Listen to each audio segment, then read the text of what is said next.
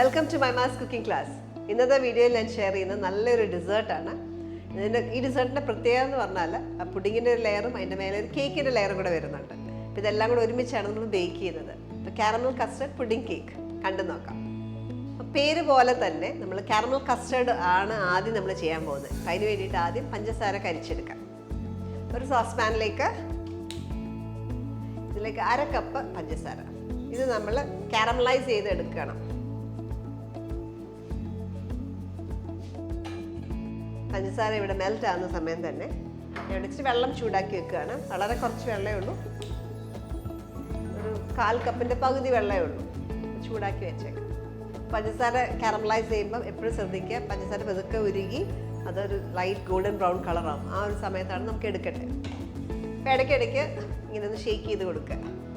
എല്ലായിടും ഒരേപോലെ പഞ്ചസാര ഉരുകാനായിട്ടാണ്.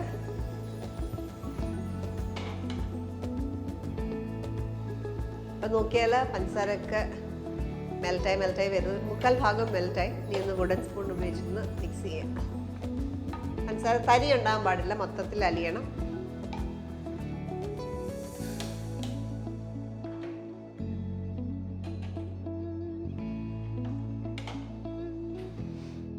ഓക്കെ, നല്ലൊരു കാരമൽ കളറായല്ലോ. ഈ ഒരു സ്റ്റേജ് ആകുമ്പോൾ നമുക്കിതിനകത്തേക്ക് ചൂടുവെള്ളം 1/4 കപ്പിൻ്റെ പകുതി ഒഴിച്ചാൽ മതി.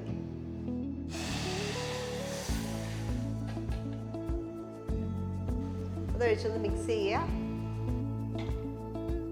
മിക്സ് ചെയ്ത ശേഷം ഇതേപോലെ 8 ഇഞ്ചിൻ്റെ പാനിലേക്ക് ഇത് ഒഴിക്കുക.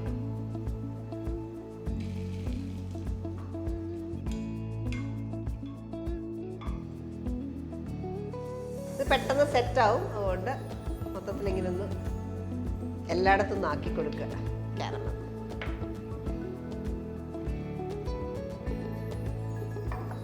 മാറ്റി വെക്കാം. അടുത്തായിട്ട് നമുക്ക് കാരമൽ കസ്റ്റർഡ് ഉണ്ടാക്കാം.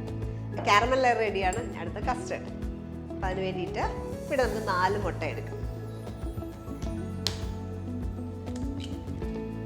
മുട്ടയുടെ വെള്ളയും ഉണ്ണിയും ആവശ്യമുണ്ട്.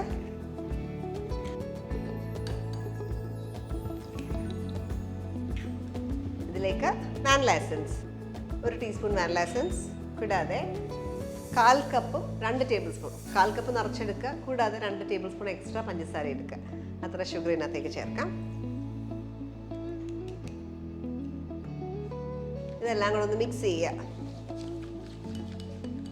ഷുഗർ, മുട്ട, പിന്നെ വാനില എസൻസ്. ആ ഷുഗർ ഒന്ന് അലിയണം. ഇതിലേക്ക് 1/2 കപ്പ് പാലും കൂടെ ചേർക്കാം.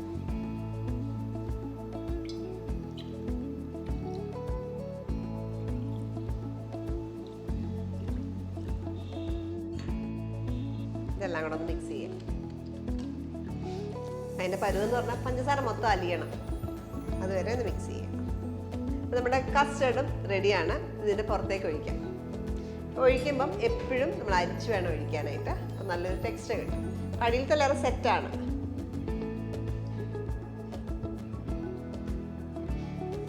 മുട്ടയുടെ കരുവെല്ലാം കൂടെ ഇതിൽ വന്നിട്ടുണ്ട്. ഇത് മാറ്റാം. കസ്റ്റർഡ് ലെയറുമായി അടുത്ത ഇതിൻ്റെ പുറത്ത് ഒഴിക്കാനായിട്ടുള്ളത് കേക്കിൻ്റെ ഒരു ലെയറാണ്. അതിന് വേണ്ടിയിട്ട് ആദ്യം നമുക്ക് ഡ്രൈ ഇൻഗ്രീഡിയൻസ് എല്ലാം കൂടെ ഈ ബോളിലേക്ക് എടുക്കാം. ഇവിടെ 1/2 കപ്പ് മൈദ, 60 ഗ്രാം മൈദ. അതിലേക്ക് ഒരു 4 ടീസ്പൂൺ കൊക്കോ പൗഡർ. കൊക്കോ എടുക്കുമ്പോൾ എപ്പോഴും അരിച്ചെടുക്കുക. ഞാൻ ഇപ്പോൾ ഓൾറെഡി അരിച്ച് വെച്ചിരുന്നതാണ്, അതുകൊണ്ട് അരിക്കാത്തത്. ഇതിലേക്ക് 1/8 ടീസ്പൂൺ ബേക്കിംഗ് സോഡ, 1/4 ടീസ്പൂണിൻ്റെ പകുതി, 1/4 ടീസ്പൂൺ ബേക്കിംഗ് പൗഡർ. ഇതെല്ലാം കൂടെ ഒന്ന് മിക്സ് ചെയ്യുക. അപ്പം ഡ്രൈ ഇൻഗ്രീഡിയൻസ് എല്ലാം കൂടെ മിക്സ് ചെയ്യുക. ഒന്നുകിൽ അരിപ്പ തള്ളിയെടുക്കാം, അല്ല ഇതേപോലെ വയബസ്ക് ഉപയോഗിക്കാം. കൊക്കോ ഉപയോഗിക്കുമ്പോൾ എപ്പോഴും അരിപ്പ തള്ളിയെടുക്കുന്നതാണ് നല്ലത്. ഇത് മാറ്റി വെച്ചു. അടുത്തായിട്ട് നമുക്ക് കേക്കിൻ്റെ ബാറ്റർ റെഡിയാക്കണം. അതിന് വേണ്ടി ഒരു ബിഗർ ബോൾ എടുത്തു. ഇതിലേക്ക് ഒരു 3 മുട്ട, മീഡിയം സൈസ് എഗ്,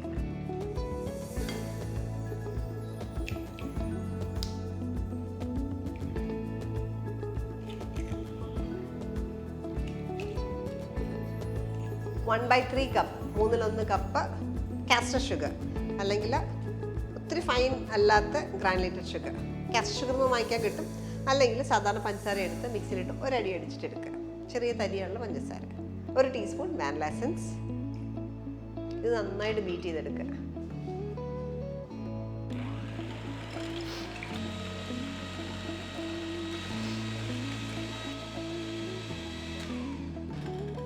മുട്ടയിലേക്ക് ഒരു നുള്ളു ഉപ്പ് കൂടെ ചേർക്കാം.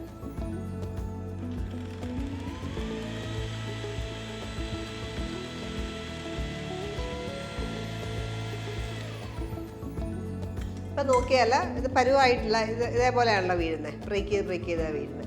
നമുക്ക് നല്ല തിക്ക് കൺസിസ്റ്റൻസി ആകുന്ന വരെ ബീറ്റ് ചെയ്യുക. ഇതിൻ്റെ കളർ മാറണം, അതുവരെ ബീറ്റ് ചെയ്യുക.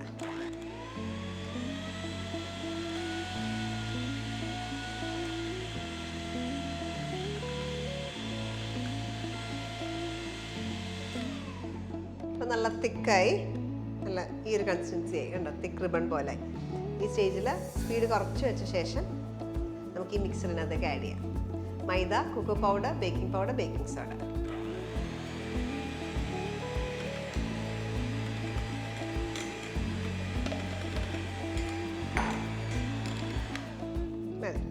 ഇതിലേക്ക് ഒരു 1/4 കപ്പ് 50 ml സൺഫ്ലവർ ഓയിലൂടെ ചേർക്കാം.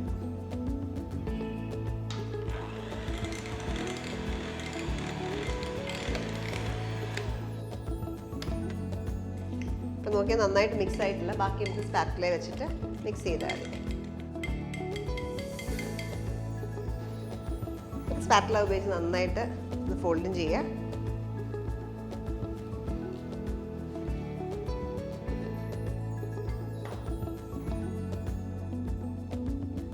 നമ്മൾ ഉണ്ടാക്കി വെച്ചേക്കുന്ന കസ്റ്റേർഡിൻ്റെ മേലെ ഇത് ഒഴിക്കാം.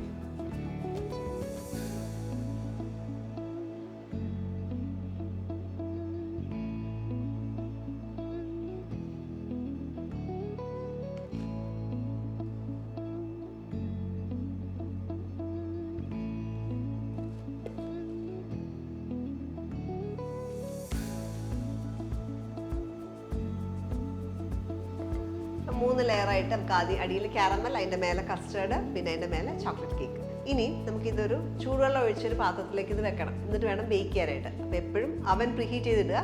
180 ഡിഗ്രിയിൽ പ്രീഹീറ്റ് ചെയ്ത് അവനിൽ വെച്ചിട്ട് വേണം ബേക്ക് ചെയ്യാനായിട്ട്. നമ്മൾ കേക്ക് ബാറ്റർ ഒഴിച്ച് വെച്ചിട്ടുണ്ട്. ഇനി അടുത്തായിട്ട് നമുക്കിത് ബേക്ക് ചെയ്യണം. അതിന് വേണ്ടിയിട്ട് ഒരു വലിയ ട്രേ എടുക്കുക, അതിലേക്ക് ഈ ടിന്നിനകത്തേക്ക് വെക്കുക. ഇത് വാട്ടർ ബാത്തിൽ ബേക്ക് ചെയ്യാന്ന് പറയും. ഇങ്ങനെ ചെയ്യുന്നതിന് നമ്മൾ വെള്ളം ഒഴിച്ച് വേണം ബേക്ക് ചെയ്യാനായിട്ട്. അപ്പം നല്ലൊരു സ്മൂത്ത് ടെക്സ്ചർ കിട്ടും പുഡിങ്ങിന്. അതിന് വേണ്ടിയിട്ടാണ്. ഇതിലേക്ക് ബോയിലിംഗ് വാട്ടർ ഇതിനകത്തേക്ക് ഒഴിക്കുക. ഈ അകത്തിരിക്കുന്ന ട്രേയുടെ ഒരു 1/3 ഭാഗം, ഒരു 1/4 ഭാഗമുള്ള, അതായത് കസ്റ്റർഡ് ഒഴിക്കുന്ന ഭാഗം മൊത്തം വെള്ളത്തിൽ ഇമ്മേഴ്സ്ഡ് ആയിരിക്കണം. ഇത് നേരെ പ്രീഹീറ്റ് ചെയ്ത് 180 ഡിഗ്രിയിൽ പ്രീഹീറ്റ് ചെയ്ത് അവനിൽ വെച്ചിട്ട് 1 hour ബേക്ക് ചെയ്യുക. അപ്പോൾ എപ്പോഴും ഓർക്കുക, ഞാൻ ഇപ്പോൾ നിങ്ങളെ കാണിക്കാനായിട്ടാണ് ഇവിടെ വെച്ച് വെള്ളം ഒഴിച്ചേക്കുന്നത്. നമുക്ക് കൊണ്ടുപോകാനായിട്ടൊക്കെ ബുദ്ധിമുട്ട് വരും. എപ്പോഴും അവനകത്ത് വെച്ചിട്ട് വേണം നമ്മൾ വെള്ളം ഒഴിക്കാനായിട്ട്. അപ്പോൾ ഈസിയറാണ്. 180 ഡിഗ്രിയിൽ പ്രീഹീറ്റ് ചെയ്ത് അവനിൽ വെച്ചിട്ട് 1 hour ബേക്ക് ചെയ്തെടുക്കുക. 1 hour നമ്മൾ ബേക്ക് ചെയ്ത് വെച്ചേക്കുമായിരുന്നു. അതിന് ശേഷം എടുത്തേക്കുന്നതാണ്. അവനിൽ നിന്ന് എടുക്കുമ്പോൾ ഇതേപോലെ നന്നായിട്ട് പൊങ്ങിയിരിക്കും. കുറച്ച് കഴിയുമ്പോൾ അത് സിങ്ക് ആവും, ചെറുതായിട്ടൊന്ന് താഴും. അപ്പോൾ ചെറിയ ചൂടേ ഉള്ളൂ, തൊടാൻ പറ്റിയൊരു ചൂടേക്കില്ല.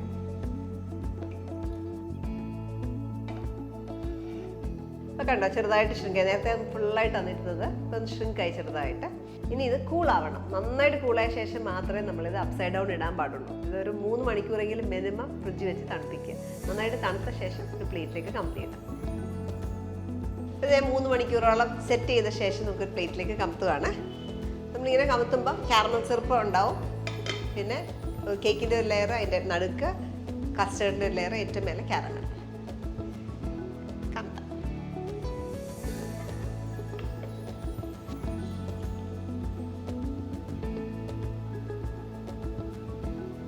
നമ്മുടെ കാരമൽ പുഡിംഗ് കേക്ക് കാണാൻ തന്നെ നല്ല ഭംഗിയാണ്. ഇത് നോക്കിയാൽ ഏറ്റവും അടിയിൽ നല്ല മോയ്സ്റ്റ് ആയിട്ടുള്ള ഒരു ചോക്ലേറ്റ് കേക്കിൻ്റെ ലെയറാണ്. അപ്പോൾ ഈ കാരമൽ താഴേക്ക് വന്ന് ആ കേക്കിനെ അബ്സോർബ് ചെയ്ത് ആ കേക്ക് ഒന്നുകൂടെ സോഫ്റ്റ് ആവും. പിന്നെ അതിൻ്റെ മേലെ നല്ല ക്രീമി ആയിട്ടുള്ളൊരു കസ്റ്റേർഡാണ്. അതിൻ്റെ മേലെ കാരമലിൻ്റെ ഒരു ചെറിയൊരു ബിറ്റർനെസ്സും ഒക്കെ ഉള്ളൊരു ചെറിയ കാരമൽ ലെയറും. കട്ട് ചെയ്ത് കാണിക്കാം.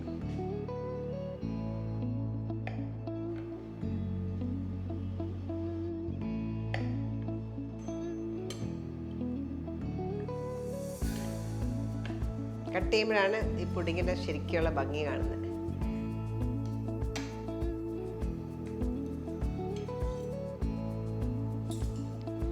ഒട്ടും കേർഡില്ലാതെയാണ് നമുക്ക് കസ്റ്റേർഡ് കിട്ടിയേക്കുന്നത്. നല്ല പെർഫെക്റ്റ് ടെക്സ്ചർ. നമ്മൾ അങ്ങനെ കിട്ടിയത് മെയിനായിട്ട് നമ്മൾ ആ വാട്ടർ ബാത്തിൽ ബേക്ക് ചെയ്തുകൊണ്ടാണ്. നല്ല പെർഫെക്റ്റ് ടെക്സ്ചറിലുള്ള pudding cake, caramel pudding cake. ഇത് നമ്മൾ കാണുന്ന പോലെ തന്നെയാണ് ഇതിൻ്റെ ടേസ്റ്റും. നല്ല ടേസ്റ്റി ആയിട്ടുള്ളൊരു കേക്കാണ്. ഇപ്പോൾ ഇവിടെ നോക്കിക്കഴിഞ്ഞാൽ ഏറ്റവും അടിയിലത്തെ ലെയർ നല്ല അബ്സോർബ്ഡ് ആയിട്ടായിരിക്കുന്നത്. കാരമൽ വന്ന് നന്നായിട്ട് അബ്സോർബ് ചെയ്താണ് ഇരിക്കുന്നത്. കൂടാതെ അതിൻ്റെ മേലത്തെ ലെയർ നല്ല ക്രീമി ആയിട്ടുള്ളൊരു ലെയർ. അതിൻ്റെ മേലെ കാരമലിൻ്റെ ചെറിയൊരു കയ്പ്പ്, ചെറിയൊരു ബിറ്റർനെസ്സും ഉണ്ടാവും. അപ്പോൾ മൊത്തത്തിൽ കഴിക്കുമ്പോൾ നല്ലൊരു ടേസ്റ്റി ഡെസേർട്ടാണ്. അപ്പോൾ ഡിന്നർ നടത്തുമ്പോഴൊക്കെ നിങ്ങൾക്ക് സെർവ് ചെയ്യാൻ പറ്റിയൊരു ഓപ്ഷനാണ് ഈ ഒരു പുഡിംഗ്. അപ്പോൾ ഈ റെസിപ്പി നിങ്ങൾ എല്ലാവരും ട്രൈ ഔട്ട് ചെയ്ത് നോക്കുക. ഇതേപോലെ നല്ല വീഡിയോസ് നമുക്ക് വീണ്ടും കാണാം. സ്റ്റേ ട്യൂൺ ടു മൈമാസ് കുക്കിംഗ് ക്ലാസ്.